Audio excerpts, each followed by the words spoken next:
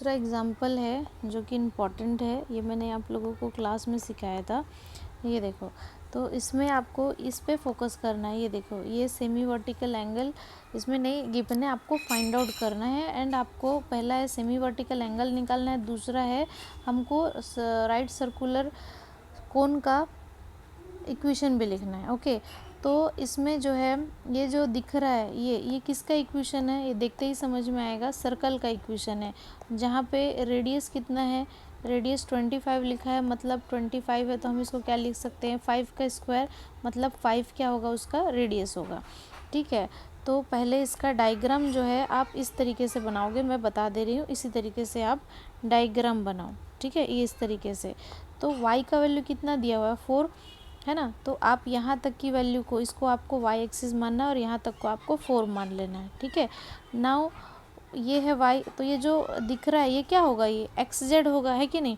तो इसको z और इसको x मानो, तो यहाँ पे ये 5 है, तो इसका मतलब ये डिस्टेंस कितना होगा, ये 5 ही होगा, है ना। और ये एंगल अल्फ़ा मान लो। तो हम कोण में क्या करते हैं, इसी को तो सेमी वर्टिकल एंगल बोलते हैं। तो हम यहाँ पे ये मालूम है, बेस मालूम है और ये परपेंडिकुलर मालूम है, तो हम डायरेक्टली क्या लिख सकते हैं, 10 अल्फ़ा लिख सकते हैं। तो 10 अल्फ़ा कितना लिख सकते हो आप, इसको नाम दे दो, सपोज दैट ABC। तो ये कितना हो जाएगा तुम्हारा, BC डिवाइडेड बाई AC हो जाएगा। BC का वैल्यू कितना है, 5, तो 5/4। तो अल्फ़ा की वैल्यू कितनी आ जाएगी यहाँ पे, 10 इनवर्स 5/4। ओके, तो this is what, this is your semi vertical angle. Okay, semi vertical angle. तो ये आपका हो गया सेमी वर्टिकल एंगल। अब दूसरा क्या है, मुझे इक्वेशन निकालना है। तो इक्वेशन के लिए क्या करना है, हमारे को इक्वेशन गिवन है x² + z² is equal to 25। Okay, तो पूरे इक्वेशन को मुझे क्या करना है, होमोजेनस बना लेना है। और y is equal to 4 given है ना।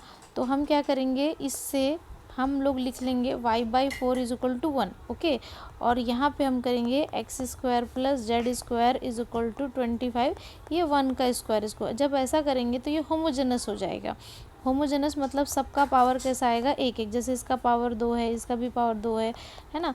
तो यहाँ पे हम क्या करेंगे, अब 1 की जगह क्या लिखेंगे हम लोग, y/4 का स्क्वायर। तो देखो अभी सभी जगह पावर 2 हो गई ना, तो यही हमें करना था, लेकिन हमारा एज पर कंडीशन हमने यहाँ लिखा।